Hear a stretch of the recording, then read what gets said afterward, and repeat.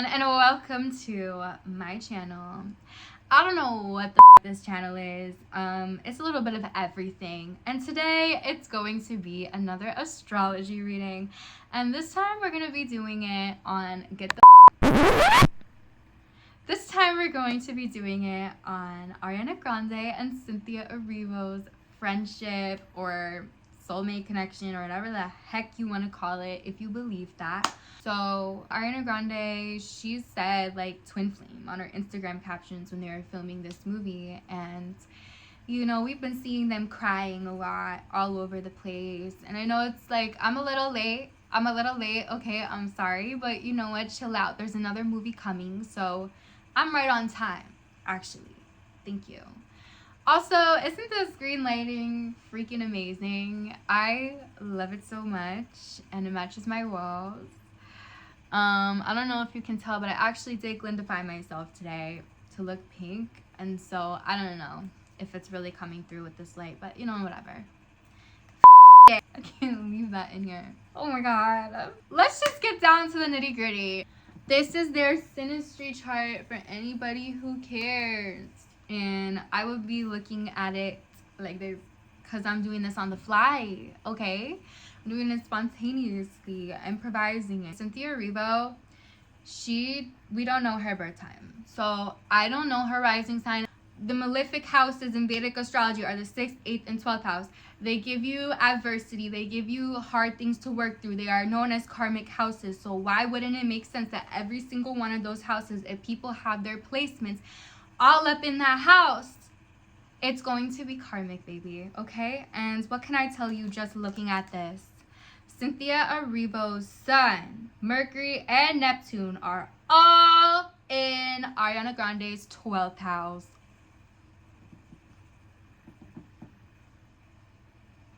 When you see those two crying all the time, that's real. 12th house energy, it is cry, cry, cry. Someone has 12th house placements in your chart, like, you've cried over them. I can guaranteed 100% off of this say they are not soulmates, they are not twin flames, they are not an HLC.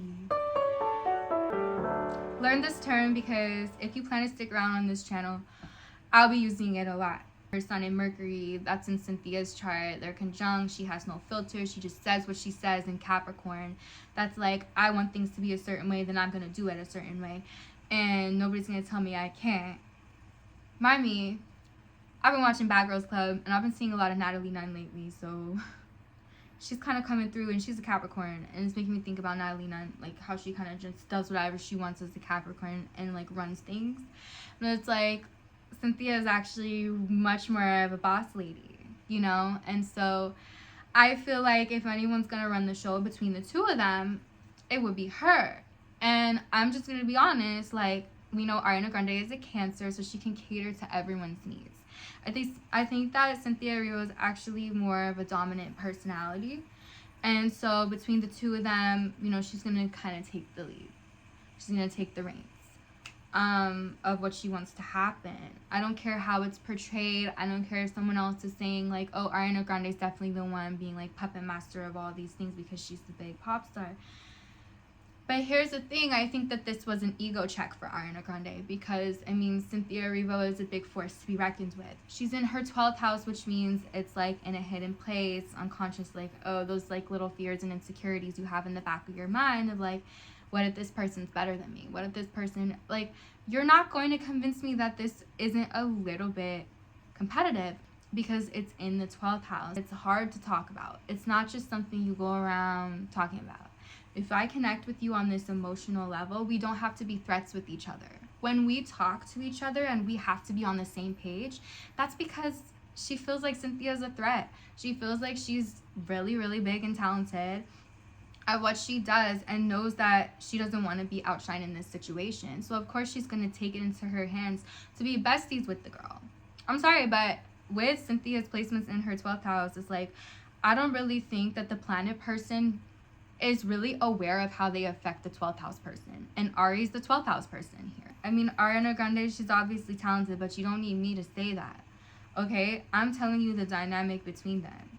There's a lot of legacy associated with the 12th house. There's legacy associated with the 10th house and 11th house as well. Those 3 houses give like legacy energy. It's forever energy. It's like we're making a name for ourselves, right? So their impact is felt universally. And I would say in the 12th house part, it's very spiritual, right? It's harder to get to.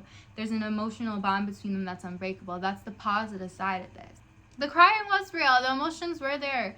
There was a lot of hard work that was put into it. I mean, 12th house in Capricorn, like, her unconscious is constantly telling her to work hard, work hard. There's always something more that you can do, like, you know. And Cynthia just exists as that thing that, like, I'm gonna be honest. Like, I think Ariana Grande looks at Cynthia Erivo and thinks to herself, what can I learn from her?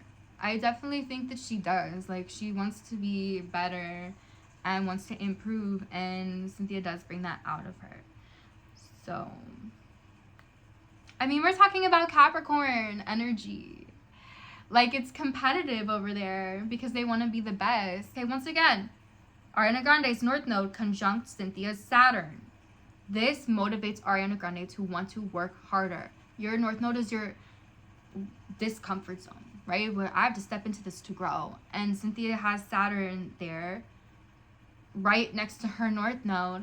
It's like she wants to work hard to get to where she is too. Well, I mean, get to where she is. I mean, she's a global pop star. Like, what? I mean, but still, like, she feels like she can grow so much from her. Ooh! Cynthia Erivo has a North Node conjunct Aries.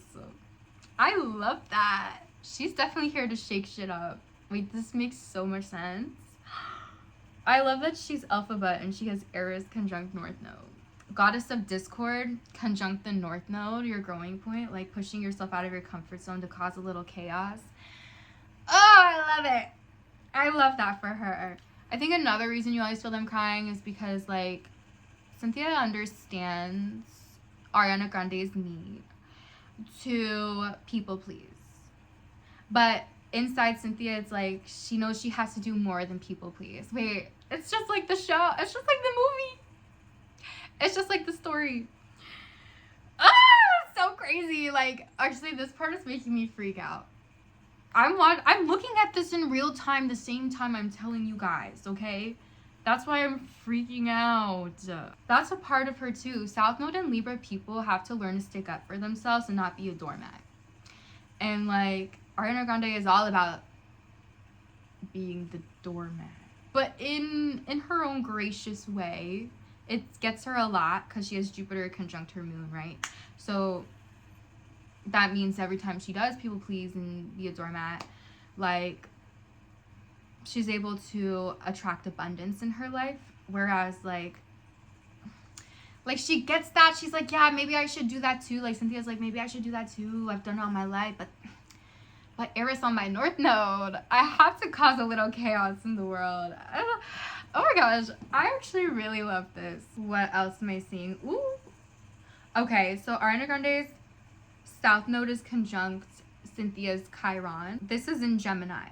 In Gemini, you can have, like, wounds of socializing, or you could say she has insecurities with the way she speaks, or insecurities in the way that she communicates. Or making friends with people can also be really difficult. But, I mean, it's too broad to say that, because it could also just show up as, like, insecurity of my creative ideas and not trusting them enough. Ariana Grande's South Node is conjunct this, so she's used to being the person that makes friends with people and knows all the right things to say and just talk and talk. And actually, I don't know if y'all know this, but Ariana Grande is a bit of a yapper. I mean, I don't know if I've really seen that in her interviews, but I feel like she could probably talk for a really long time and just keep going. Cynthia's a little bit like, maybe I shouldn't say too much, you know? So they kind of have that interesting dynamic where it's like, Ari's like, you can talk to me about anything. And then Cynthia's like, maybe. Like, she's kind of comfortable with her. There's some cuteness here. Like, there is. Like, there's some... But I feel like we saw that in the movie, too. Like, little parts of their chemistry was real. I think that we saw wasn't acting. I think some of it was real, but nevertheless, most of these placements are in the 12th house, and I have to call it as I see it. I'm not gonna lie, some of this is really cutesy energy. And like, I get you and I understand you, but there's also that conflict as well. I do think that there is a part of Cynthia that just kind of does what she wants to do. She has her Venus in Sagittarius, so Venus in fire signs, we just kind of do what we want. Like, we see something, we like it, we go after it. And Ariana Grande, a part of her is like, we have to put others first. Saturn and Pisces. Let's reflect on our kindness, compassion, and giving back to other people. Like, we have to consider the other. So Ariana Grande's chart is very much all about the other person or the other people and caring about the world. And I think a big appeal of her fame too is just that she is really kind. We also have Venus square Mars, which is interesting. I feel like that's a very irritating aspect. So yeah, like Ariana Grande, she has her Mars in Virgo. Why did I not know that? I don't know. Anyway, it's squaring Cynthia's Venus in Sagittarius. So like, Ariana Grande, like, hyper fixating on little details can really irritate Cynthia. Like, why are you doing all this extra shit? Like, just stick to the main objective. Like, you kind of irritate. Like, why do you hyper fixate on that shit? I think they just put some of that real, like, what is this feeling so sudden and new? And put that shit into that song, into the chemistry. Like, girl, what? Why do you have 20 different shades of pink for the same shoe? Sag energy calling out and being like, huh? Virgo, you're doing too much. So even though Ariana Grande's like motivation and drive is to always be better and whatever, she can hyperfixate. And I think that Cynthia is more laid back than that, and it's just like, just show up and do the damn thing. You already got it. Trust yourself. Where is Cynthia's Mars? I don't know her exact time. She either has it in Pisces or Aries. Either way, it's very, very different than how Ariana Grande gets motivated or goes about things. Because for Cynthia, it's just kind of like, in that AP point, I don't care. That Pisces Aries cusp is very like, just trust yourself and just do it in the moment. You know, it's not super detail oriented at all. So they go about things very differently in their work ethic. Oh my god, wait. Okay, I do have to say this. It's very possible that Cynthia's moon is like conjunct Ariana's like IC or maybe even Venus, but I don't know what time she was born, so I can't confirm or deny that. That would definitely mean that there is that feeling of like, you're home to me and you feel like you're hitting me in a place that like really gets me deep down. So that just would further the plot of the crying and the emotions. Like, yes, there is something very deep here, and they were meant to have a legacy together with that 12th house energy, but I do think that there's some irritating qualities of this dynamic. I mean, it's karmic.